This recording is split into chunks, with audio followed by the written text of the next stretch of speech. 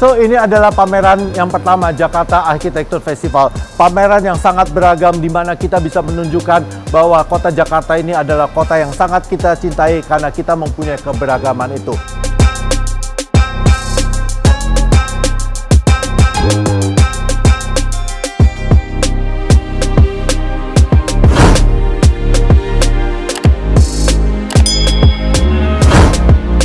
Sobat Iwa, saya Kosmas Kusali. Kali ini kita berada di tempat pameran daripada Jakarta Architecture Festival.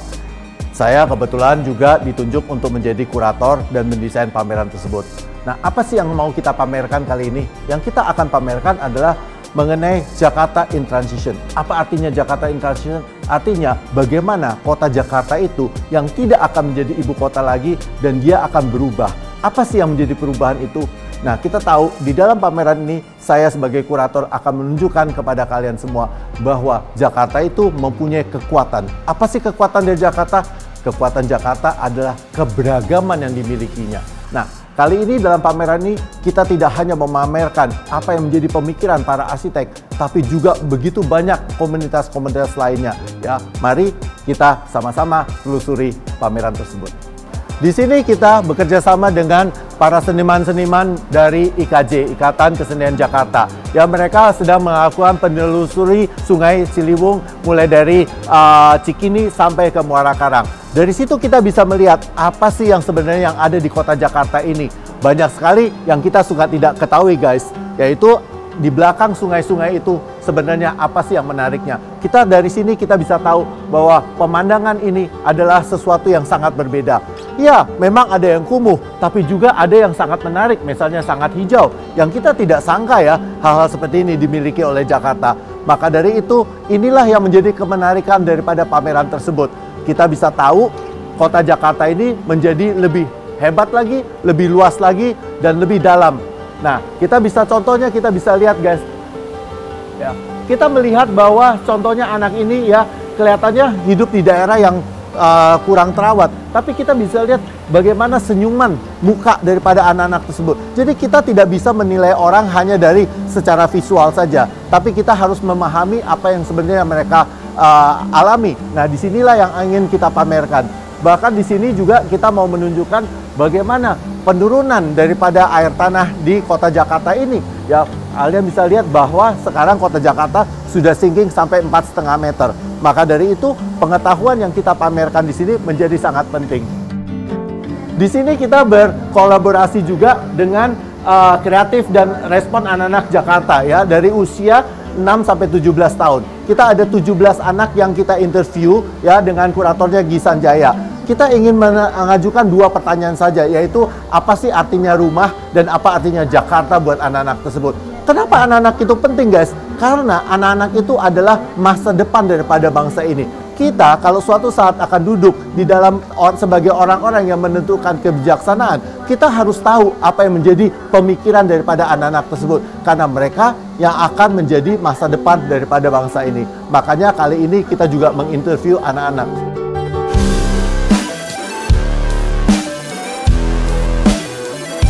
Nah, kali ini juga kita membahas apa yang namanya mengenai sampah visual. Apa sih, guys, maksudnya sampah visual? Kita tahu dong masalah yang ada, kabel-kabel yang ada di kota Jakarta. Ini suatu masalah yang polemik. Kenapa kita pamerkan di sini? Karena ini menjadi kewajiban kita untuk mengetahui hal-hal atau masalah apa yang harus kita atasi. Kita Jakarta ingin menjadi kota internasional, kota yang besar. Kita tahu banyak sekali kota-kota di Eropa itu kabel-kabel itu sudah tidak terlihat lagi, semuanya sudah tertanam. Nah, bagaimana dengan Jakarta? Nah, inilah yang menjadi tantangan kita. Kita tahu dong bahwa akhir-akhir ini sudah terjadi suatu masalah karena gara-gara kabel tersebut. Maka dari itu, ini menjadi sesuatu yang harus kita pikirkan bersama sebagai bagaimana kota kita bisa menjadi lebih baik lagi.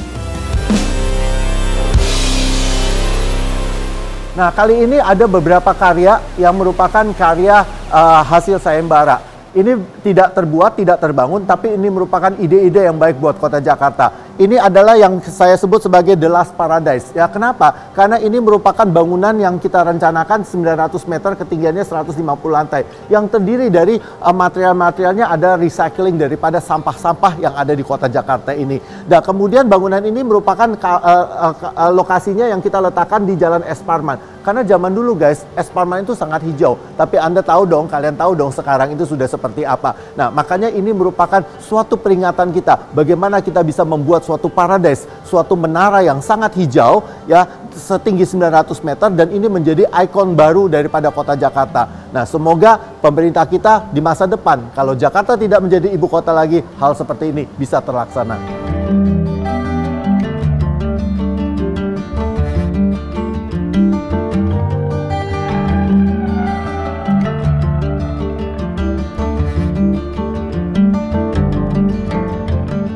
Di sini ada Stadion BMW yang merupakan waktu itu juga kompetisi, ya, kebetulan ini karya saya yang kita mendapatkan juara ketiga. Ya, di sini kita bisa membuat di mana stadion itu kita angkat 17 meter dari permukaan tanah. Tujuannya apa guys? Supaya taman yang indah ini sudah dibuat itu tetap mempunyai view ke arah Danau Sunter. Ya, nah itulah cara-cara kita bagaimana membuat bangunan yang begitu besar, ya, tapi juga sangat ramah lingkungan, di mana kita juga tidak mengganggu alam sehingga resapan air hujan juga tetap bisa dijalankan.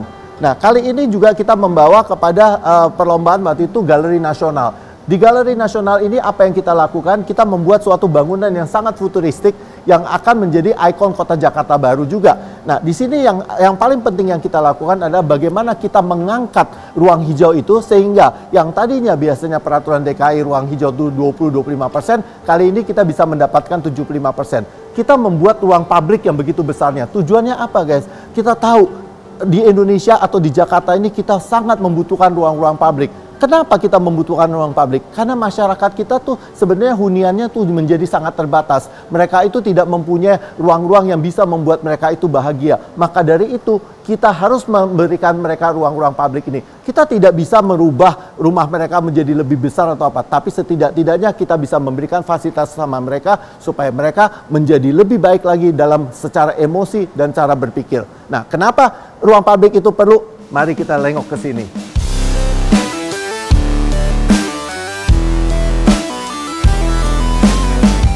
Ini adalah karya seni dari seorang seniman bernama Asmo.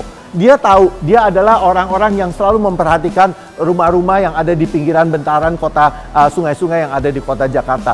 Nah, ini yang tadi saya sampaikan guys. Orang-orang tersebut yang tinggal di perumahan-perumahan seperti ini itu memerlukan sekali ruang-ruang publik, ya, karena mereka tidak bisa memiliki apa istilahnya suatu kemewahan di mana mereka bisa punya halaman dan sebagainya. Jadi tugas kita atau tugas pemerintah adalah menyediakan ruang-ruang terbuka hijau buat mereka supaya mereka juga punya halaman yang mereka bisa berkreasi, mereka bisa merasakan rileks dan mereka bisa merasakan bagaimana mereka beradaptasi dan berkomunikasi dengan sekian banyak orang. Dan kita kan nggak pernah tahu ya guys, di dalam ruang publik itu bisa selalu terjadi atau timbullah ide-ide yang sangat kreatif. Karya yang sangat keren banget.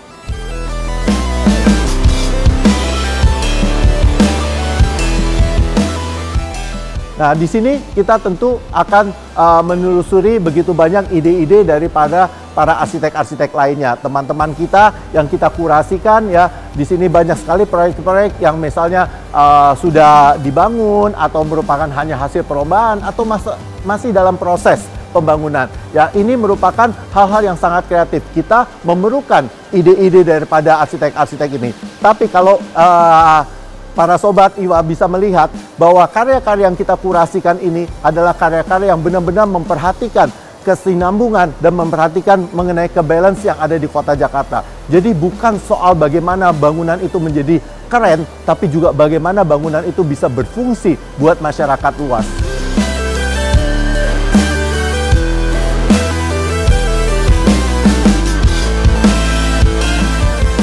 Selain karya daripada arsitek-arsitek profesional, kita juga bekerja sama juga banyak dengan para mahasiswa. Kita bisa melihat di sini bahwa banyak karya-karya yang sangat menarik, ya. Jadi ide-ide itu tidak harus selalu dari orang-orang yang sudah profesional, tapi juga banyak mereka dalam proses pendidikan pun mereka juga mempunyai ide-ide yang menarik. Oleh karena itu, kita juga patut mendapatkan masukan-masukan daripada mereka. Nah, ini kita sampai di dalam proyek mengenai Taman Tebet, ya. Kita tahu Taman Tebet ini merupakan proyek yang sangat digemari oleh masyarakat luas, ya. Taman ini selalu penuh dan ramai. Tapi kita tahu juga bahwa masyarakat yang tinggal di sekitar Taman Tebet ini sebenarnya banyak mengeluh. Kenapa? Karena taman ini selalu dipenuhi oleh orang-orang luar. Nah, apa artinya yang kita bisa pelajari dari ini? Kita tahu bahwa ternyata taman-taman seperti ini sangat dicintai dan diperlukan oleh masyarakat kita. Tapi kita tidak mempunyai jumlah yang cukup. Maka dari itu ini menjadi contoh, andai kata kita punya 20 taman seperti ini di kota Jakarta, saya yakin semua masyarakat Jakarta pasti akan bahagia.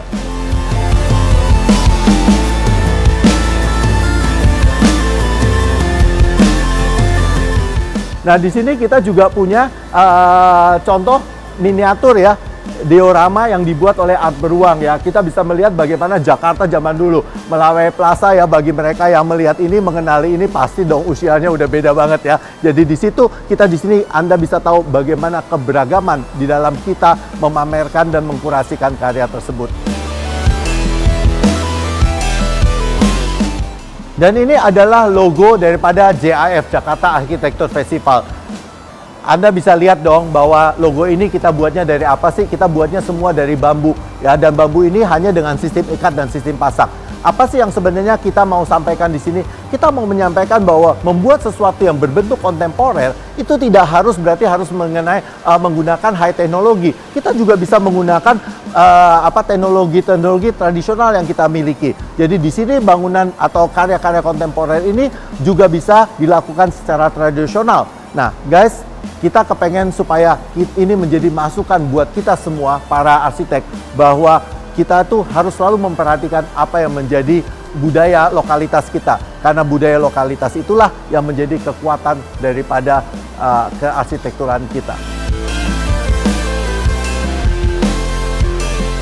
Dan tentu saja yang paling menarik juga selain daripada konten yang kita pamerkan di sini adalah lokasinya. Kenapa? Kita ini berada di lantai 77 atau Graph Tower ya, daripada Tamrin 9. Kita bisa melihat suasana kota Jakarta. Ini adalah gedung yang tertinggi di Indonesia maupun di selatan Khatulistiwa. Nah, makanya kita harus selalu bisa mempunyai kesempatan untuk melihat sesuatu dari sisi yang berbeda.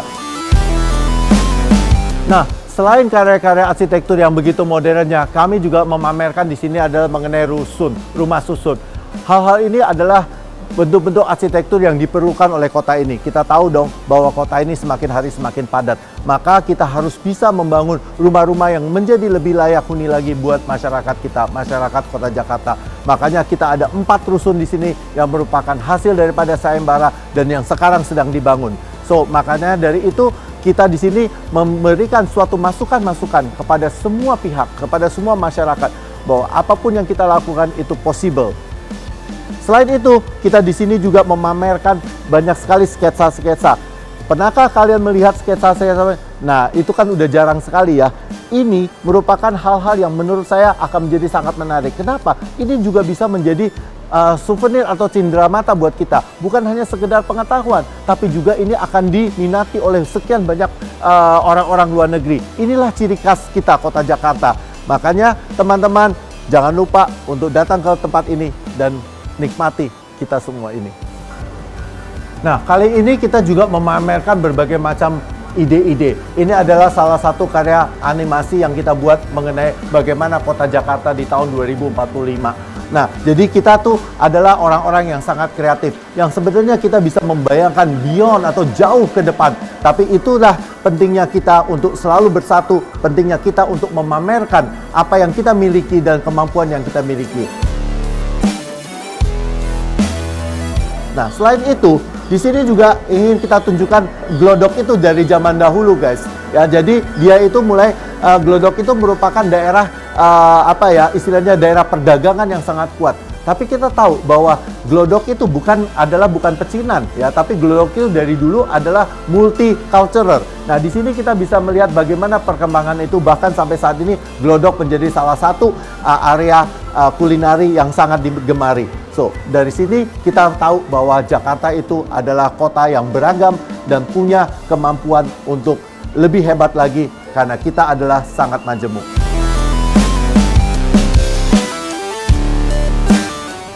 Nah, kali ini kita juga berkolaborasi dengan grup Heritage and Skates. di sini apa yang kita pamerkan ini adalah sketsa-sketsa tangan yang zaman sekarang mungkin sudah banyak orang melupakannya ya, tapi di sini kita bisa melihat bagaimana kemampuan daripada orang-orang tersebut. Dan sketsa-sketsa ini tidak hanya berarti para arsitek loh yang membuat, ini juga ada dokter, ada anak-anak, ada segala macam profesi. Di sini hanyalah kecintaan mereka terhadap sketsa. Dan ini tema yang kita pilih adalah khusus mengenai tema Jakarta. Maka dari itu kita juga memamerkan. Kita bisa melihat kota Jakarta dari sisi yang berbeda. Dari goresan-goresan tangan para orang-orang tersebut.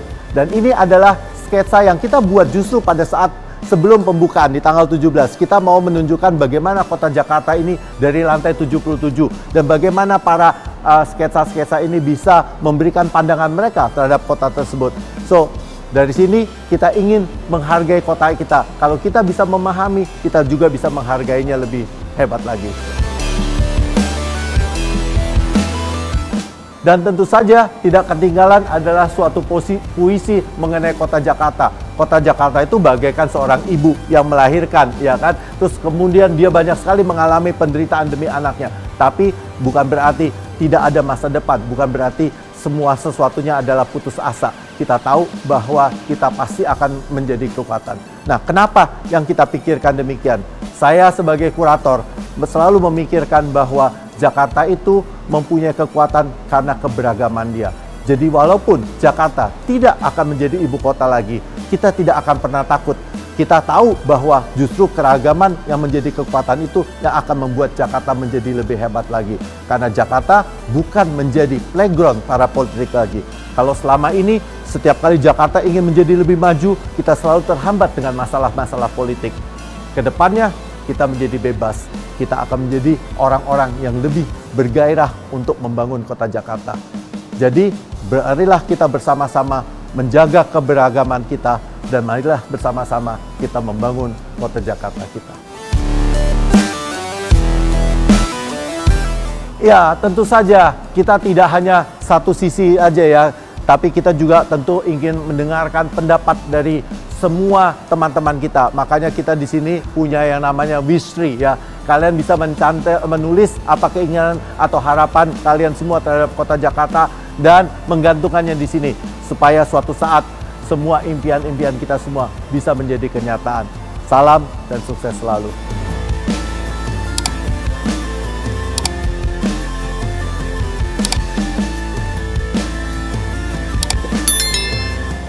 So, ini adalah pameran yang pertama, Jakarta Architecture Festival. Pameran yang sangat beragam di mana kita bisa menunjukkan bahwa kota Jakarta ini adalah kota yang sangat kita cintai karena kita mempunyai keberagaman itu.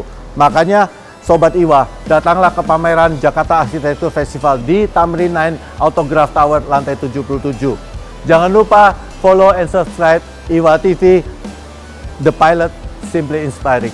Saya Cosmas Gosali. Sampai ketemu di lain kesempatan.